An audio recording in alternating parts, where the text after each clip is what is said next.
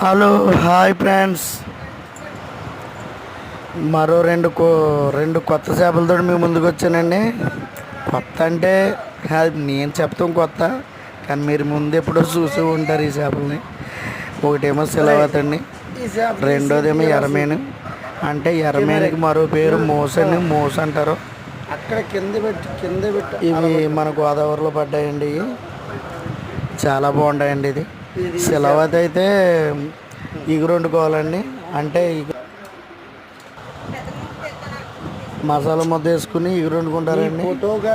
ఇంకా మోసకాడికి వచ్చామంటే దాన్ని పులుసు పెట్టుకోవాలండి. అది పులుసు పెట్టుకుంటే చాలా బాగుంటుందండి. చింతపండు పులుసు వేసుకుంటే చాలా బాగుంటుంది.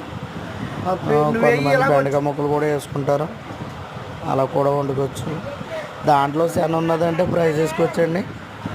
శన తీసేసి శుభ్రంగా ఉడకబెట్టుకుని అది పక్క పెట్టుకుని ఉల్లిపాయ ముక్కలు ఇవన్నీ వేసుకుని ఉల్లిపాయ ముక్కలు పచ్చిమిరకాయ ముక్కలు అన్నీ వేసుకుని కారం అన్నీ వేసి నూనెలో మగ్గిన తర్వాత శన వేసుకుని ఫ్రై చేసుకుంటే చాలా బాగుంటుందండి. అలా కూడా వండుకుంటారు. ఇలాగే నా వీడియోలు ఏమన్నా మీకు నచ్చినట్లయితే నా ఛానల్ సబ్స్క్రైబ్ చేసుకోండి ఫ్రెండ్స్. లైక్ షేర్ చేయండి. మీకు బాగున్నాయంటేనే సబ్స్క్రైబ్ చేసుకోండి, లేకపోతే వద్దు. ఓకే, మీరు సబ్స్క్రైబ్ చేసుకుంటే కొంచెం ముందుకు వెళ్ళడానికి ఉపయోగపడుతుంది.